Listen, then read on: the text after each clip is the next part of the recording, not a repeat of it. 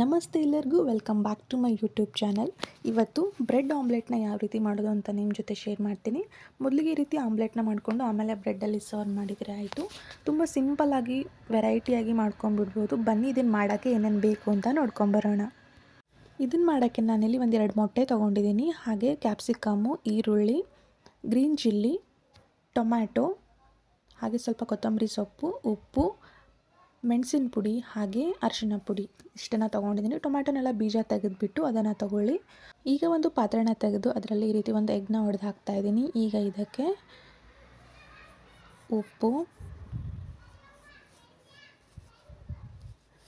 ಹಾಗೆ ಪೆಪ್ಪರ್ ಪೌಡರ್ನ ಸೇರಿಸ್ತಾ ಇದ್ದೀನಿ. Black pepper ಪೌಡರೇ.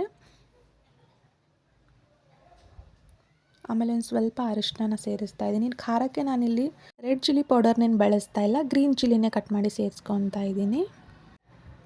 ಈಗ ಇದಕ್ಕೆ ಚಿಕ್ಕದಾಗಿ ಕಟ್ ಮಾಡಿಟ್ಕೊಂಡಿರೋಂಥ ಈರುಳ್ಳಿನ ಸೇರಿಸಿ, ಹಾಗೆ ಟೊಮ್ಯಾಟೊ, ಕ್ಯಾಪ್ಸಿಕಮನ್ನು ಕೂಡ ಚಿಕ್ಕದಾಗಿ ಕಟ್ ಮಾಡ್ಕೊಂಡಿದ್ದೀನಿ. ಬೀಜನೆಲ್ಲ ತೆಗೆದುಬಿಟ್ಟು ಅದನ್ನು ಕೂಡ ಚಿಕ್ಕದಾಗಿ ಕಟ್ ಮಾಡಿಕೊಂಡು ಅದನ್ನು ಕೂಡ ಸೇರಿಸ್ಕೊತಾ ಇದ್ದೀನಿ. ಹಾಗೆ ಸ್ವಲ್ಪ ಕೊತ್ತಂಬರಿ ಸೊಪ್ಪು,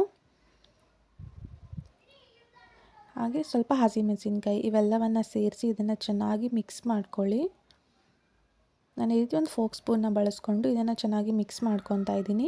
ನೀವೇನಾದರೂ ಚಾನಲ್ನ ಸಬ್ಸ್ಕ್ರೈಬ್ ಮಾಡದೆ ಫಸ್ಟ್ ಟೈಮ್ ನೋಡ್ತಾ ಇದ್ದರೆ ದಯವಿಟ್ಟು ಸಬ್ಸ್ಕ್ರೈಬ್ ಮಾಡ್ಕೊಂಡು ನೋಡಿ.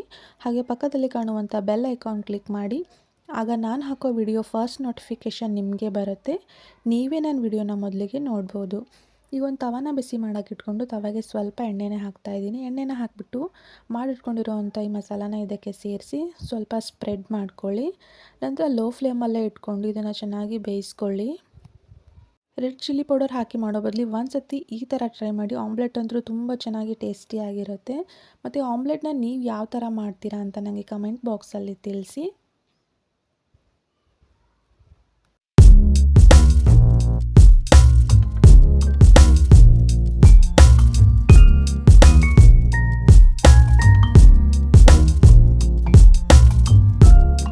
ಒಂದು ಸ್ವಲ್ಪ ಎಣ್ಣೆನ ಹಾಕ್ಕೊಂಡ್ಬಿಟ್ಟು ಒಂದು ಸತಿ ಬೇಯಿಸ್ಕೊಂಡು ಆಮೇಲೆ ಇನ್ನೊಂದು ಕಡೆನೇ ಈ ರೀತಿ ಟರ್ನ್ ಮಾಡಿ ಹಾಕ್ಕೊಂಡು ಲೋ ಫ್ಲೇಮಲ್ಲೇ ಬೇಯಿಸ್ಕೊಂಡ್ರೆ ಆಯಿತು. ಆಮ್ಲೆಟ್ ರೆಡಿಯಾಗಿ ಹೋಗ್ಬಿಡುತ್ತೆ. ಈಗ ನಂತರ ನಾನು ಮತ್ತೆ ತವಾನ ಬಿಸಿ ಮಾಡೋಕೆ ಇಟ್ಕೊಂಡು ಸ್ವಲ್ಪ ಎಣ್ಣೆನ ಅಪ್ಲೈ ಮಾಡಿ ಅದ್ರ ಮೇಲೆ ಈ ರೀತಿ ಬ್ರೆಡ್ನ ರೋಸ್ಟ್ ಮಾಡ್ಕೊತಾ ಇದ್ದೀನಿ. ಎಣ್ಣೆನಾದರೂ ಬಳಸಿ ಇಲ್ಲ ತುಪ್ಪನಾದರೂ ಬಳಸಿ ನಡೆಯುತ್ತೆ. ಎಣ್ಣೆ ಅಥವಾ ತುಪ್ಪನ ಸವರ್ಬಿಟ್ಟು ಬ್ರೆಡ್ನ ಈ ರೀತಿ ಸ್ವಲ್ಪ ರೋಸ್ಟ್ ಮಾಡ್ಕೊಳ್ಳಿ.